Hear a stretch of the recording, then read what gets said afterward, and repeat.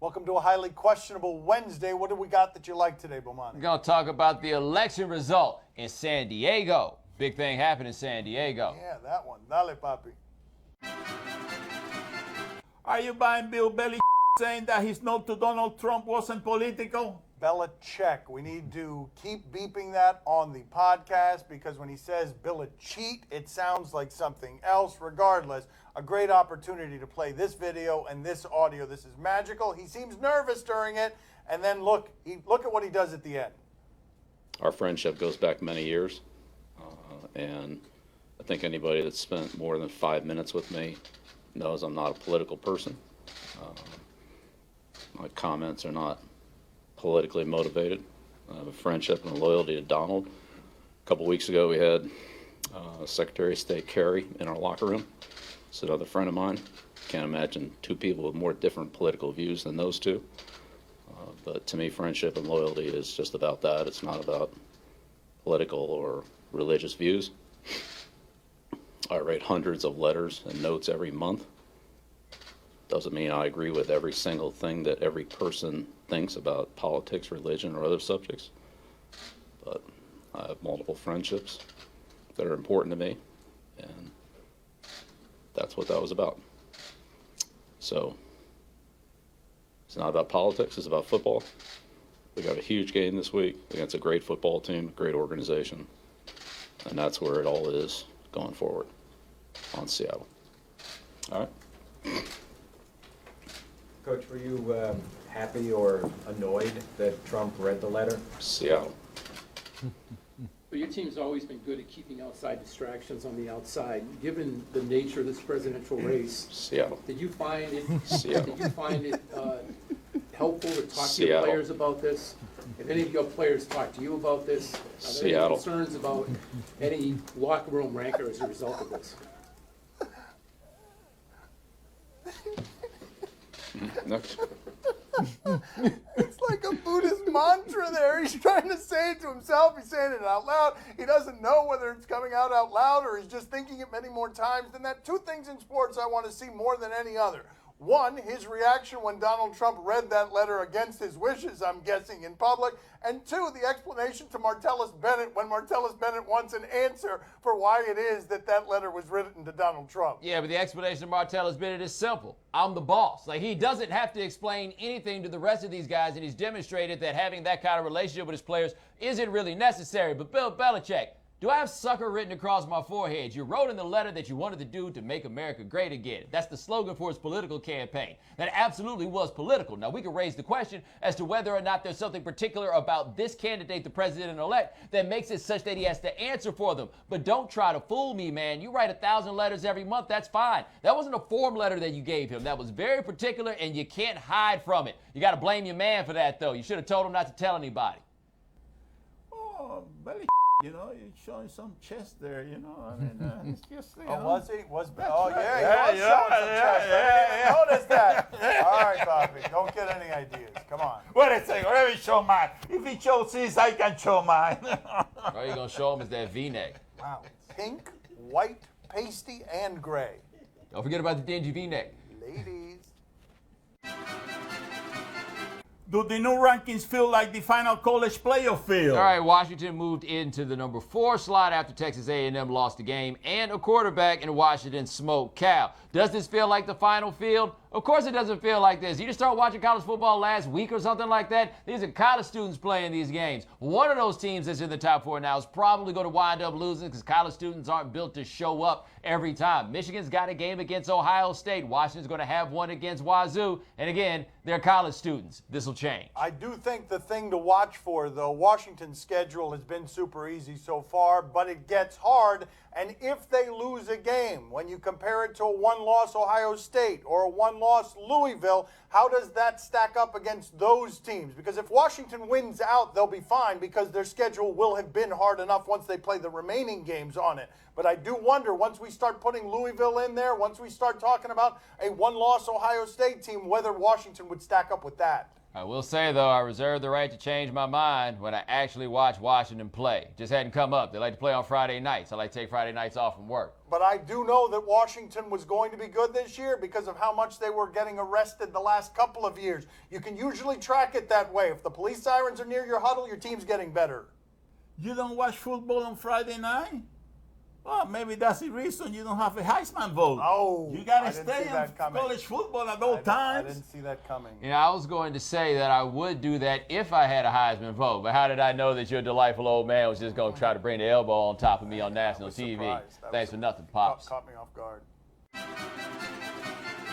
Do these photos prove that the Seahawks are deflating footballs? Proof? No, but the photos are incriminating. Let's see here. Let's see what we've got here. Wow. That is not usually how a football looks. Ooh. I mean, the photos are incriminating, but I don't think it proves anything, Bomani. And would you be dumb enough at this point to actually do something like that? By the way, shout out to whoever took the time to take the photograph, by the way. Like, that's a remarkable level of focus that you have to have on this ultimately mundane issue. That doesn't look legal. Now, granted, I haven't watched many times where they show the ball at impact like that, so I don't know how it actually looks in those moments. But here's the thing for the NFL. You've demonstrated to us that this is the sort of thing that you really enforce. So are you going to do it, or is it just about the Patriots? Well, I know who is very excited about these pictures, buddy. Ted Wells, another report, another $5 million.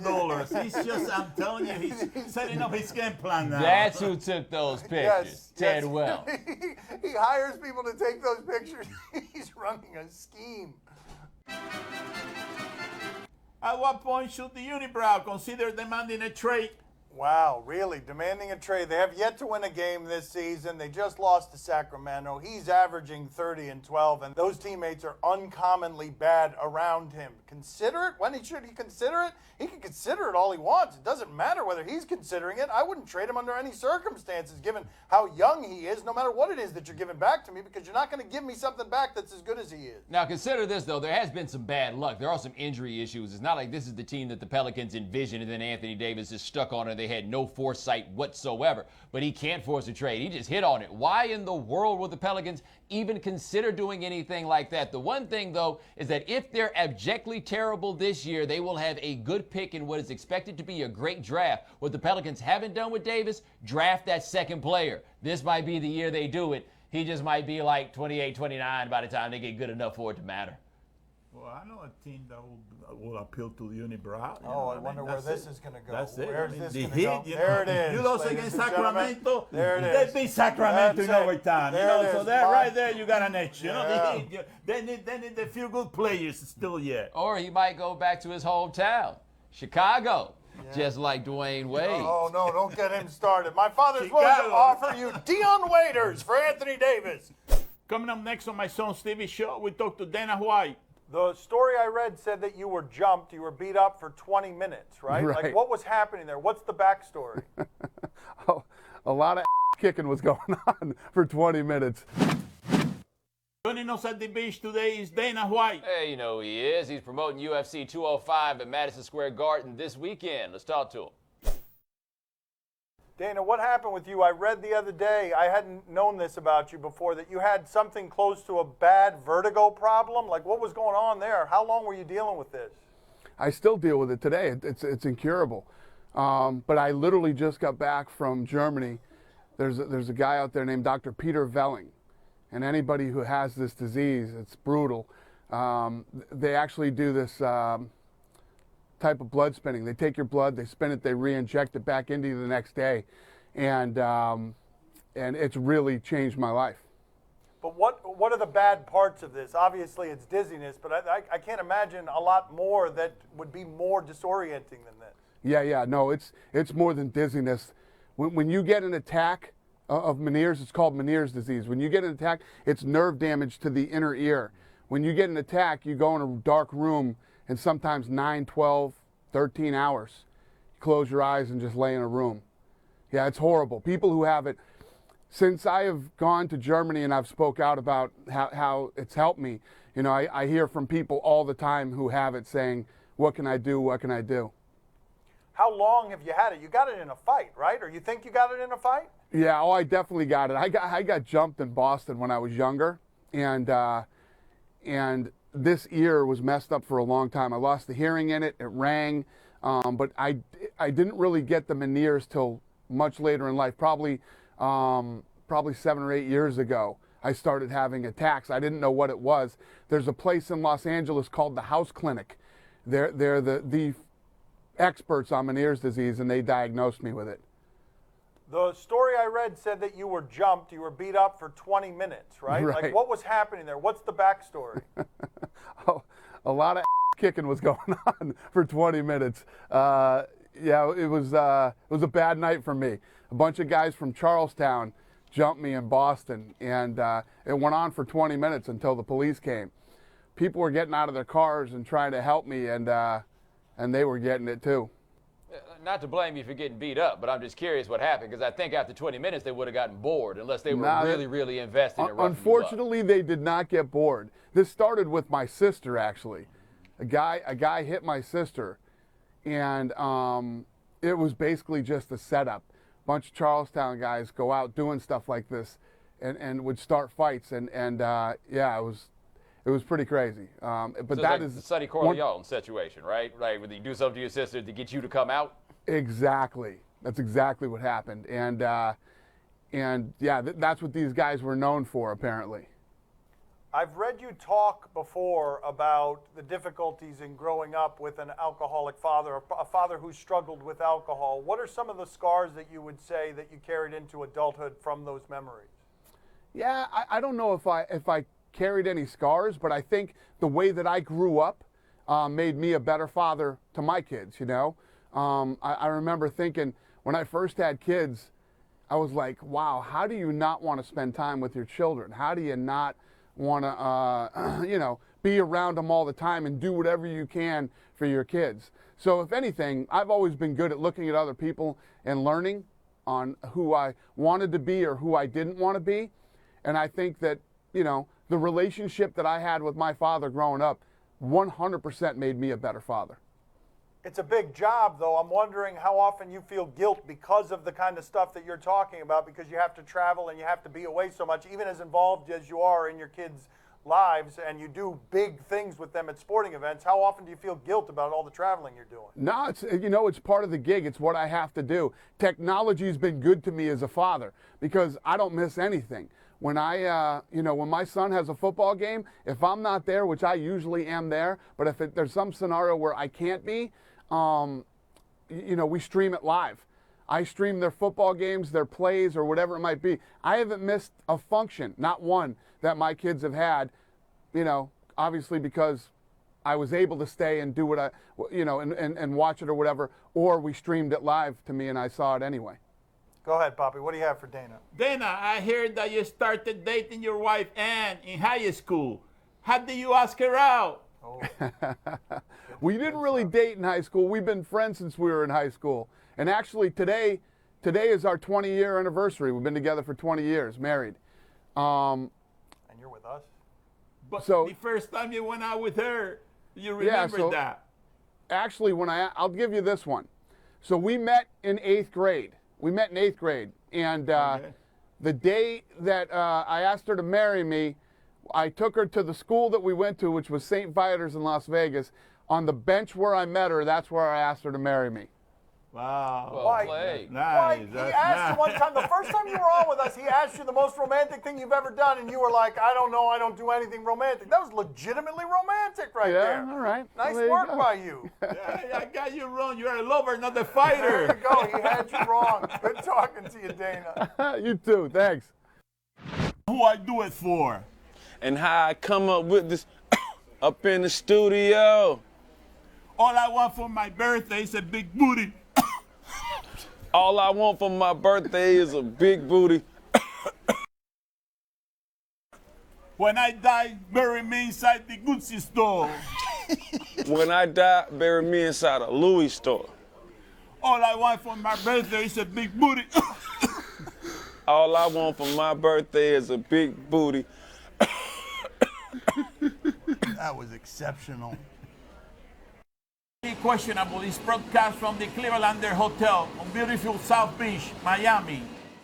Time to play the game that is not in the mood today. Do you question? Give us topics and events. We question them. Do you question if these 2 points were worth it? All right, it's from Hawks and Cavs. Cavs lost their first game of the season in this game against the Atlanta Hawks. But we're going to go to Chicken Mascala. Oh! Oh! Ow! Oh! Ow! What's he doing with his hair? What is with that hair? That hair usually doesn't go with that play. Totally worth it, though, right? Like, he went through the whole roster of the Clutch Sports Agency and banged on him. I mean, I think it's kind of worth it. Wow, worth it, says Bomani in an upset. 2 points in the first quarter of a regular season game to make it 13-9. Congratulations in exchange for your spleen. That's spoken like someone who's never dunked a basketball before. It could have been worse. It could have been. Yeah. Oh, yeah, remember this? Oh, that is worse. Agreed. Do we have a collection of these? Do we have a collection? What about that baby? Put that baby up there. That baby that dunked, and then all of a sudden it fell on his head. Put that baby up there. Let's mock the baby. Do you question if the Grizzlies mascot went too far? What is the Grizzlies mascot? Do you know, Bomani? I would assume it's a bear. I don't know. Let's see. Oh! Sexy bear. Is that indeed a bear? That is a bear. Oh, look at that. House band music. Sensual. What, is that a twerking bear? Yeah. Woo! You guys should see what's underneath that HQ. Mascot faces make everything better, right? Yeah. The face does not change, and it's super Right, but sensual. yeah, like it feels like the bear is giving us a sexy look, even though that's the same look he gives while he's shooting T-shirts out of a cannon. Right, that is correct. When they're losing, when they're winning. Chris won with a buzzer beater by Marcus All. That's what made him dance like that. I'm not impressed at all. That is not going too far. You want to see something going too far? Bobby, this is what you gotta do. This is what you gotta do. You gotta go. You gotta go the way down. No. Yeah. Oh, all right. That's enough. Oh, dear God.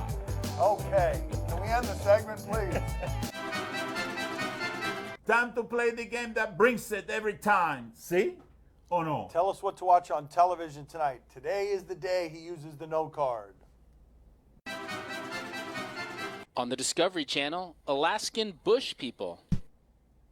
Let's see. Let's go. Tease us. Tempt us. His date will be leaving by nightfall, and he wants to make the most of the time together. I wrote a song that's inspired by one of my breakups. Actually, the lyrics of it are things that really happened.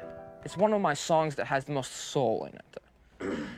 It's been a year since I saw you last. It's been a year, my heart has passed. You know, when you meet someone, you don't really get to see who they are until they're extremely comfortable. It's been 2 years since last we met.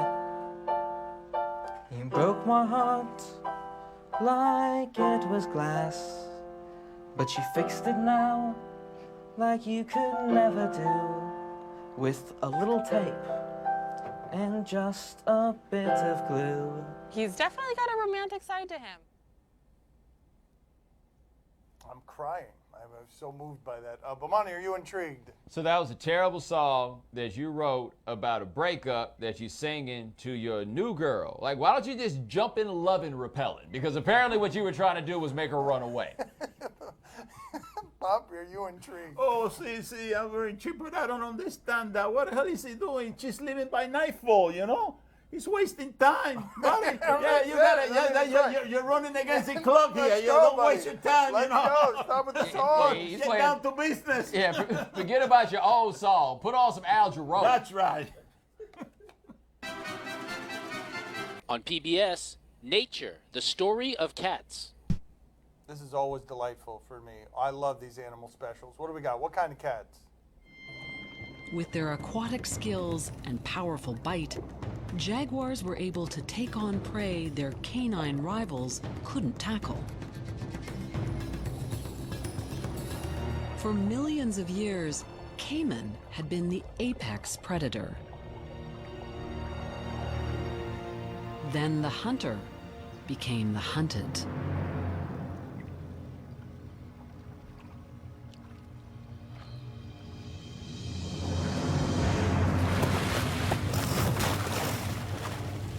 This extraordinary act of predation was filmed by a tourist in Brazil's Pantanal and has become an internet sensation.